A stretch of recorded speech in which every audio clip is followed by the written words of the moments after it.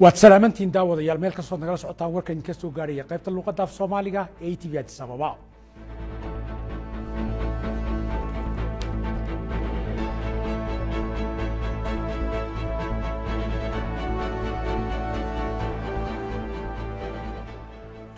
waxaa sagootin loo qabtay fanaanka caanka cali birra waxaan la sheegay in dalkaasi Mareykanka tartanka dimuqraadiyiinta iyo Republicanka u dhaxeeya inuu meel sareysan marayo مشي وسريسي قرنيقا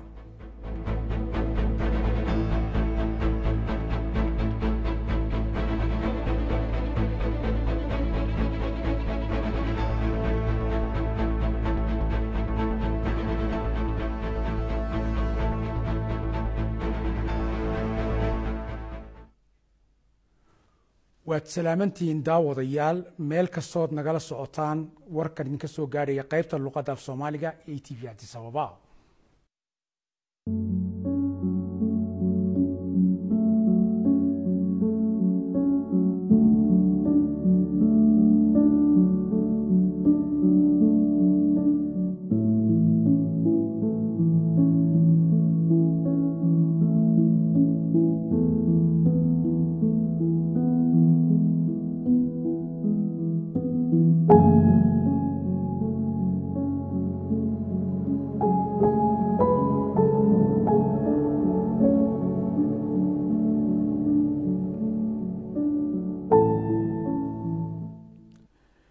فنانكي عانكا أها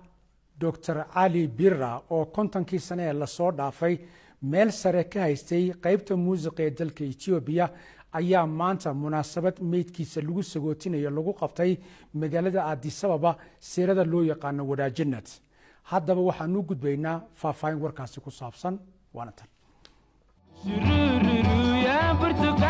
دكتور شرفيتك فنانكا علي محمد بيرا كونتانكي سنة لصور دافي قيبتا موسيقى دلكا وحو كميدها دعدوينكا عجيبكي دلكو وصور مري وحونا كميدها كوا صفكورا كوشرا وحونا فنانكو سوين heerka luqadaha faromooga ugu qaaday dadaalka uu sameeyay wuxuuna cadeeyay in muusiqu yahay wax la isku afgarto lagu xidhiidho oon xad lahayn wuxuuna ku heesay luqado kala duwan taasoo keentay inuu raad weyn oo dhinaca muusiqa uu fanaankaasi caanka qadiimiga u ka tago Dr. Ali Maxamed Birra haddaba fanaankaasi caanka Dr. Ali Maxamed Birra ayaa geeriyooday fanaanka markii laga bilaabo xilligii geeridiisa la maqlay waxaa socday barnaamijyo kala duwan oo lagu sagootinayo maalintii shalay ahayd guriga uu deganaa ee ku yaala magaalada Bishoftu ee Oromia ayaa lagu qabtay barnaamij ay ka qayb qaateen qoyskiisa eheladiisa iyo saaxiibadiisa kuwa muusiqiisa jecel iyo dhammaan dadweynaha goobtaasi ku nool haddaba saaka marka meedkiisa laga soo qaadayay gurigu deganaa ee Bishoftu waxaa lagu soo sagootiyay hab geesinimo iyadoo lagu galbinayo muusiqa booliska kooxda Bambeega ee booliska ayaa u samaysay sagootin u dhiganta geesinimada sharafta uu muusiqa ku lahaa fanaankaasi caanka Dr. Ali Maxamed Birra munaasabadaasi waxaa ka qayb qaatay duqa maamulka magaalada sababa Adane Chabebe duqa maamulka magaalada Diradaba Qadir Juhar iyo saraakiil kale oo sarsare oo dawladeed haddaba kadib markii qaabkaasi looga soo sagootiyay gurigii uu deganaa ee magaalada Bishoftu ku yaala waxaa loo soo qaaday dhinaca gegada diyaaradaha caalamiga ee magaalada Addis Ababa Bole International Airport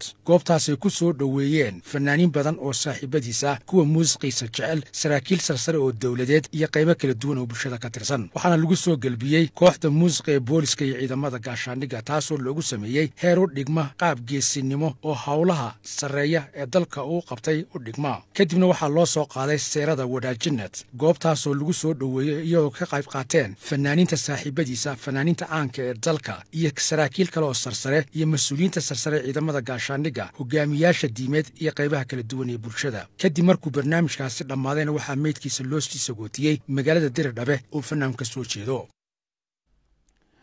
haddaba munaasabadaasi lagu sagootinayay fanaanka caanka Dr. Sharfeetka fanaanka Ali Maxamed Birra waxaa mas'uuliyiinta goobtaasi ka hadashay kamida mudane aadan faarax oo ah madaxweyne ku-xigeenka xisbiga barwaaqo hadaladiisna waxaa kamid ahaa kuwan soo socda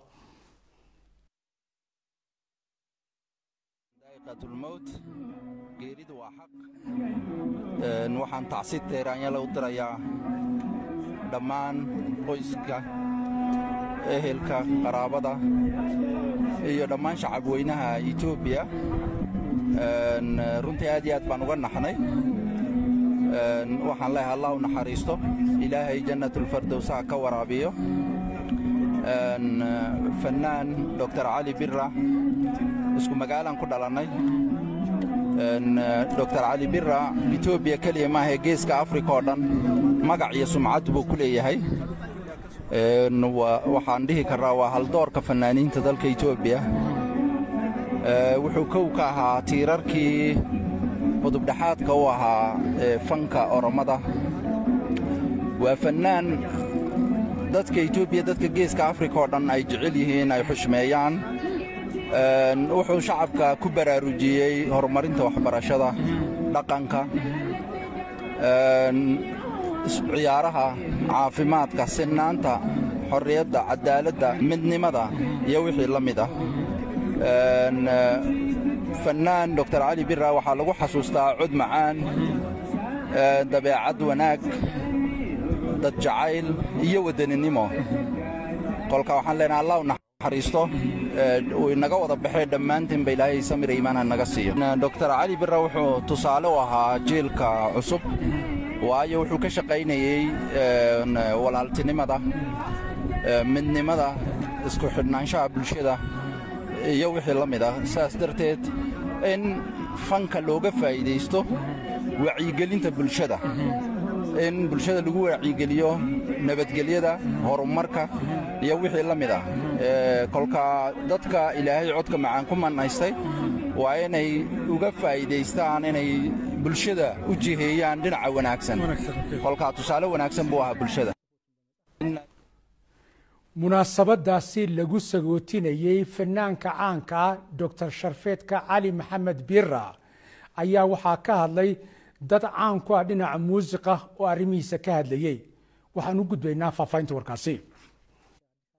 fanaanka caanka ah ee Cali Maxamed Muuse oo loo yaqaan Cali Birra waxa uu ku dhashay magaalada Diridhaba bishii May ee sanadkii 1948 waxa uu yaraantiisii dugsiga Quraanka iyo madrasada diiniga ku bartay isla magaalada Diridhabe waxa uu sidoo kale dugsiga hoose ku qaatay isla magaaladaasi Diridhabe dugsiga sarena waxa uu ku bartay magaalada Addis Ababa gaar ahaan dugsiga loo yaqaano Kaadarail maadaama ay asxaabtiisii ku arkeen inuu leeyahay hibo iyo hal abuur dhanka fanka ayaa waxa ay ku dhiirigeliyeen inuu ku biiro fanka taasoo keentay in waxbarashadiisa jaamacadeed uu u jiheeyo dhanka fanka iyo suugaanta wuxuuna culunta fanka ee heerka jaamacadeed ku bartay kulliyadda Santa Monica ee dalka Mareykanka fanaanka Cali Maxamed Cali Birra waxa uu fanka bilaabay sanadkii 1962 isagoo ku biiray kooxda fanka ee la oran jiray Afrenqolo oo ahayd koox loo asaasay horumarinta heesaha dhaqanka ee qowmiyadda Oromada Cali Birra intii uu fanka ku jiray waxa uu ku heesay luuqadaha Oromada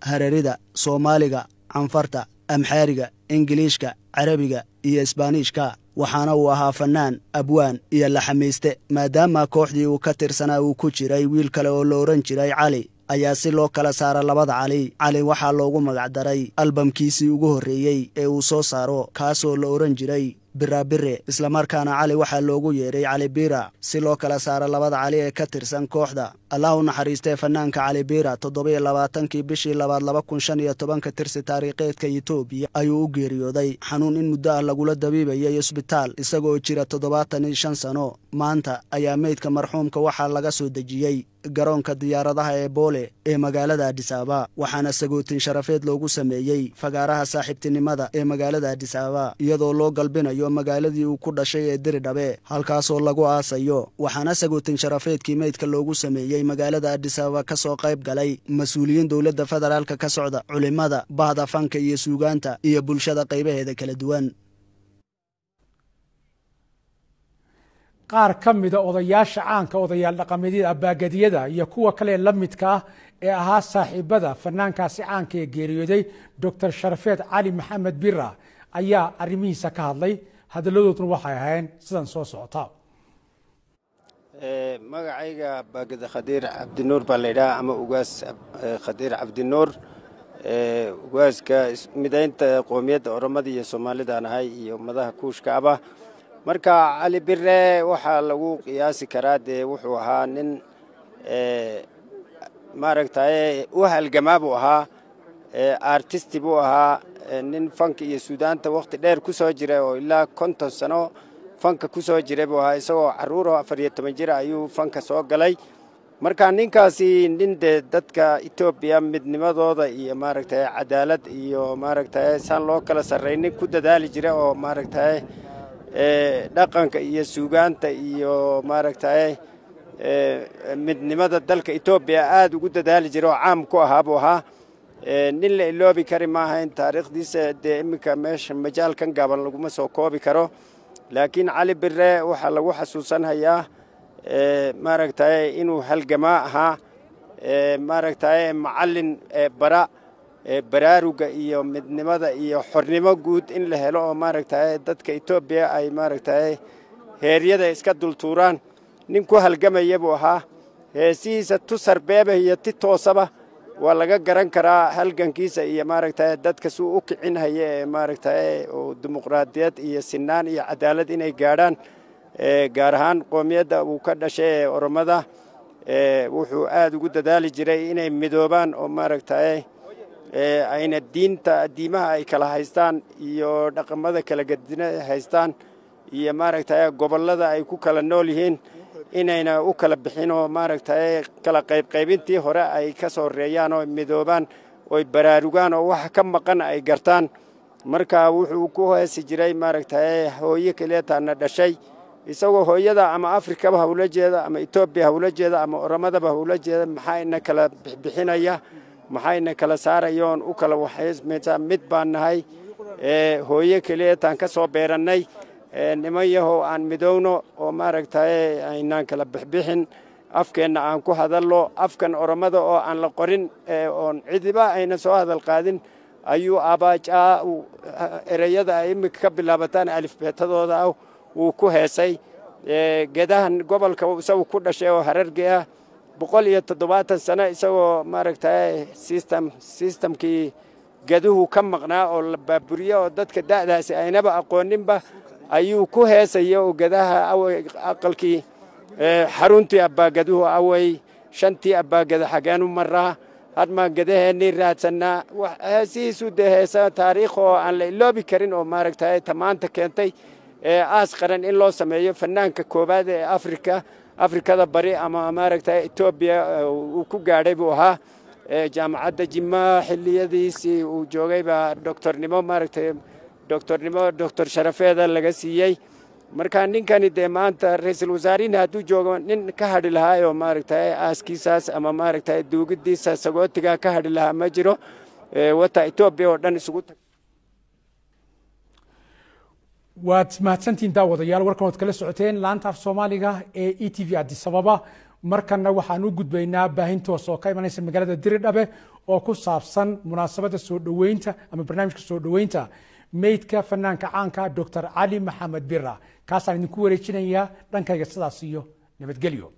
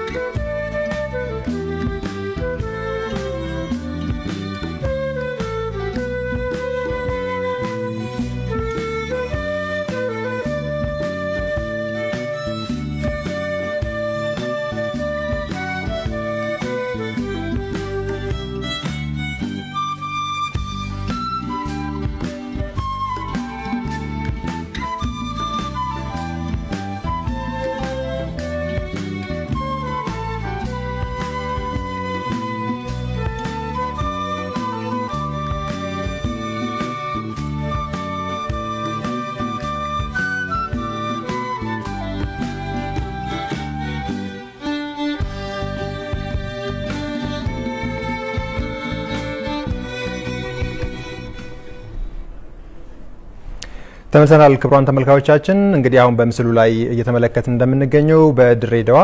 የክቡር አርቲስት አሊ ቢራን አስክሬን ለመቀበል እዛ የሚገኙ ሰዎች እየተጠባበቁ እንደሚገኙ ነው አሁን በምስሉ ላይ እየተመለከትን የምንገኘው እንግዲህ በኋላ ላይ ደግሞ ሪፖርተሮቻችን እዛ የሚገኙ አሉ ተጨማሪ መረጃዎችን እዛ ያለው ሁነት ምን ይመስላል የሚለውን ደግሞ በኋላ የሚያስቃኙን እና የሚያደርሱን ይሆናል እስከዛ ግን እኛ ከዚህ ከስቱዲዮ የተለያዩ ሀሳቦችን አሁንም ያነሳን እንቀጥላለን እንግዲህ ስለ አሊ ሙዚቃ እንግዲህ በጣም ብዙ ጉዳዮች ሊነሱ ይችላሉ ቀደም እነ ሰርጸ ፍሪ ስብሐትም ሲያነሱ ነበር ኢቭን ጥናትና ምርምር ሁሉ ሊያስፈልገው የሚችል አንዳንድ ስራዎቹ በጣም ጠለቅ ያሉ ከመሆናቸው አንፃር በተለይ ግጥሞቹን ቀደም ብለንም ስናነሳ ነበር አንዳንድ ግጥሞቹ በጣም ጥልቅ ሐሳብ የያዙ ናቸው ለምሳሌ ስለ ትምህርት ያነሳቸው ትምህርት መማር በጣም መሰረታዊ ነገር ለለውጥ አንድ ሀገር እንድትለወጥ ማህበረሰብ እንዲለወጥ ትምህርት ያለውን ቦታ በጣም መሰረታዊ ነገር እንደሆነ በዘፈኖቹ አንስቷል ስፖርትን ይነካል ስፖርት ለጤና ምን ያህል ወሳኝ እንደሆነ በጣም አስፈላጊ ነገር እንደሆነ በሙዚቃው አንስቷል አሊ በጣም በርካታ ጉዳዮችን ነው በሙዚቃዎቹ የሚዳሰውና እንደው ከትምህርት ጋር በተያያዘ አሊ በሙዚቃዎቹ ምን ብሎናል ምን ነገራል እንግዲህ አሊ በጣም የትምህርት ወዳጅ ነበር ማለት እንችላለን በህይወት ዘመኑ ለዚህም ደግሞ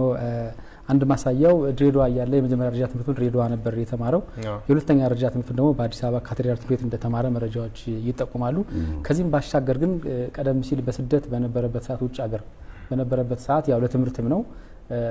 የሙዚቃ አልበሞች እንዳወጣ ጠቅሼ ነበር ከዚህ ባሻገር ደግሞ በሳንታ ሞኒካ ኮሌጅ 2 አመት በመማር በሙዚቃ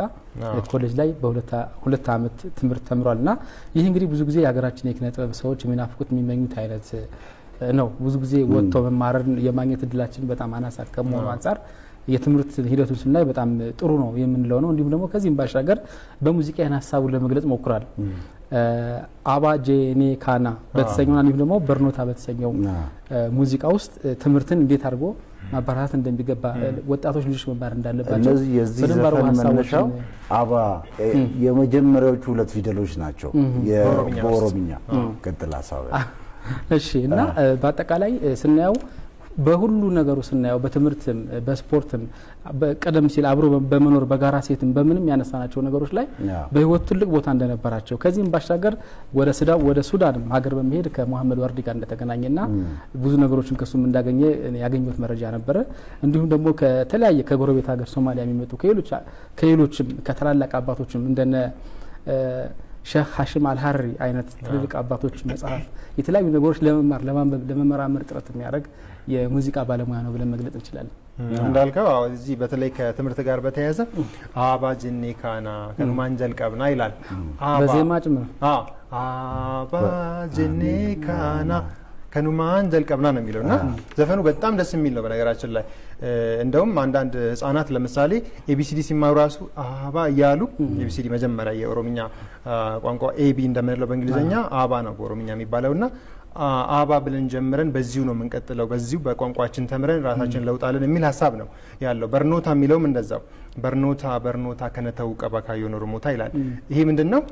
ትምህርት ምን ያክል ማህበረሰብ እንዲለወጥ ምን ያክል ወሳኝ ሚና እንዳለው ስለ ትምህርት ያነሳቸው ስለ ትምህርት ባነሳው ሐሳብ ላይ በሙዚቃዎቹ የገለጸ ጉዳይ ነው ከዚህም ባሻገር ቢራ ቺልድረንስ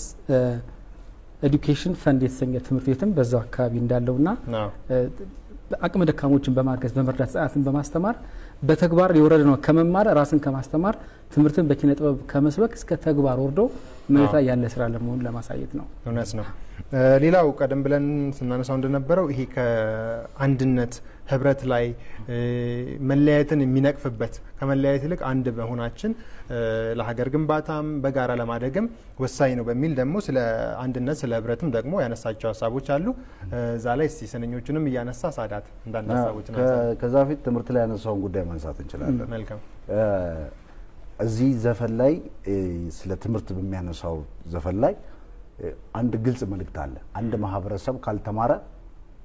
የትኛውንም ችግር ሊሻገር እንደማይችል የሚገልጽበት ነው ለዚህም ነው የኛ አላማ ትምህርት መሆን ካዮን ከነ በርኖታ የሚለው እዚህ ቦታ ላይ የሚያነሳው ለዚህም ነው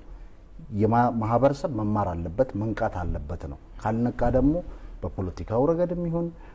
በሙያው ረገድም ወይም ደግሞ በሌላኛው ማንኛውም ዘመናዊ በሆነ ዓለም ውስጥ ተሳትፎ ሊያሸንፍ የሚችልበት መንገድ እጅግ ጠባብ ነው ይሄ መልእክቱ ነው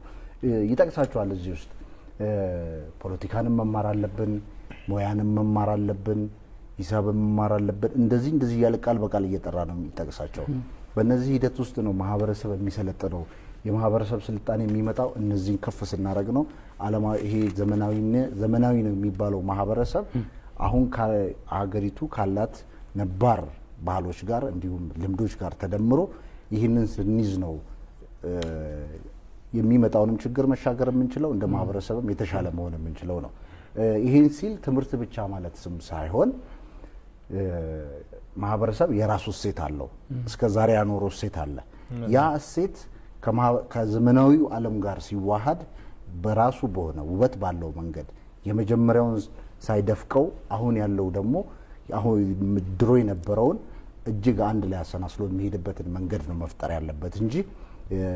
ነባሩም ጠፍቶ አይደለም ነው ባህልና ቋንቋ ከተረሳ እድገት የለም ስለዚህ ይህንን ትምህርት ከሰበከ በኋላ አሊ ገልማ አዳ ኬኛ የገልማ አባገዳ የት ነው ብሎ ይጠይቃል ይሄን ሲጠይቅ ደግሞ ወደዛ መንገድ መመለስ አለብን የረሳነውን የገዳ ስነ ስርዓት መልሰን ልናቆም ይገባል የገዳ ስርዓት የገዳ ያባገዳ ቤት ማዕከል ነው ታሪክ ነው ቋንቋ ነው ይሄ ሁሉ የኛው ውበት ነው ስለዚህ እዛ ቦታ ላይ ሄደን ስርዓቱን መገንባት አለብን ይሄ ሁሉ በመንድነው የሚሆነው በትምህርት ነው የሚሆነው ማለት ነው በሌላ ጊዜ ደግሞ እንደዚሁ ቀደም ያነሳነው ርዕሰ ጉዳይ አለ የአንድነት የወንድማማችነት የመዋደድና እንደ ማህበረሰብ አንድ ሆኖ የመቆም ጉዳይ አለ አሊ እንግዲህ ረቢሙ ነሙማ የሚለው ዘፈን ውስጥ ግጥሞች ውስጥ በጣም ጥልቅ ያሉ ሐሳቦችን ያነሳል ሰው ነው ወይ ፈጣሪ ህጉን ያበላሸው ወይም ደግሞ ያጣመመው